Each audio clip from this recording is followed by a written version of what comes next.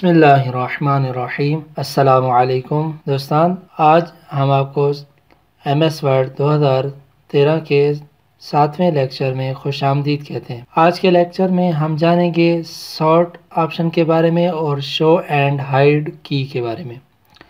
तो स्टार्ट करते हैं। शो एंड हाइड की। शो एंड हाइड की यानी इसका मतलब क्या है?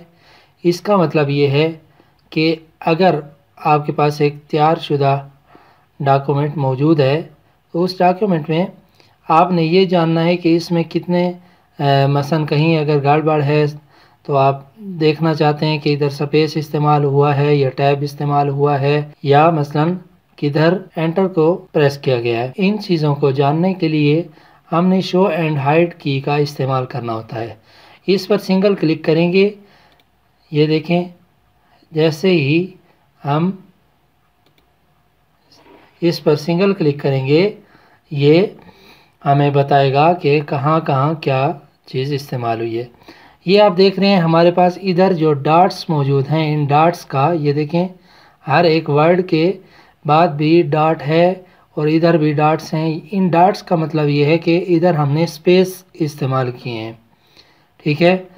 और इनका मतलब ये है कि एरोज़ का कि हमने इधर टैब इस्तेमाल किए हैं। देखें, मैं दोबारा टैब प्रेस करता हूँ या इधर आकर मैं स्पेस इस्तेमाल करता हूँ, ठीक है। तो ये हमारे पास जो निशान है इसका मतलब है कि इधर हमने एंटर प्रेस किया है। या मसलन इधर मैं देखें, इसके बाद एक और एंटर प्रेस करता हूँ तो ये दोबारा हमारे पास ये आइटम आ गया, मिसाल के तौर पर। अब आप अगर इन डॉट्स और फुल स्टॉप में फ़र्क करना चाहते हैं तो आप वाज़े देख सकते हैं कि मसलन इधर मैं इस्फ़हान के बाद मैंने फुल स्टॉप लगाया हुआ है। इधर मैं एक आपको स्पेस देकर बताता हूँ इनमें फ़र्क क्या है। ये देखें, ये मैंने स्पेस दिया है तो स्पेस का डॉट जो है वो ज़रा ऊपर की तरफ है और हमारे फुल स्टॉप नीचे की तरफ है।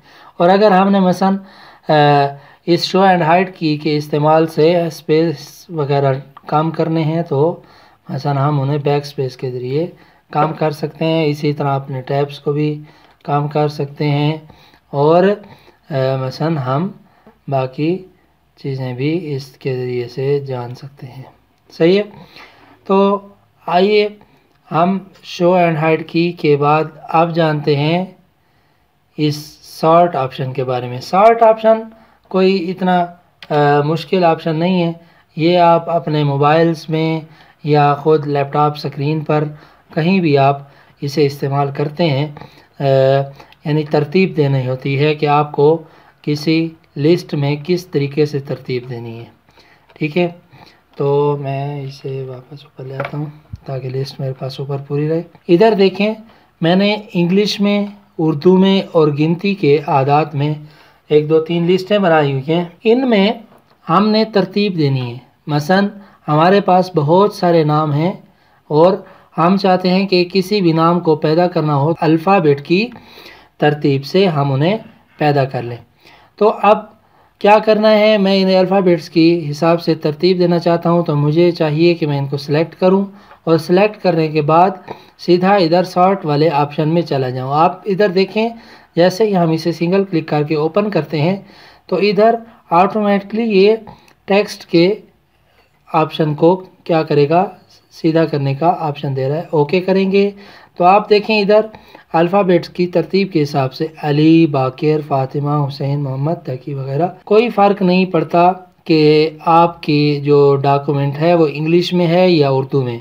आप किसी चीज़ को भी तरतीब देना चाहते हैं तो आप मसलन इधर जाकर सिंपल ओके करें तो देखें ये तरतीब आ गई हमारे पास, ठीक है।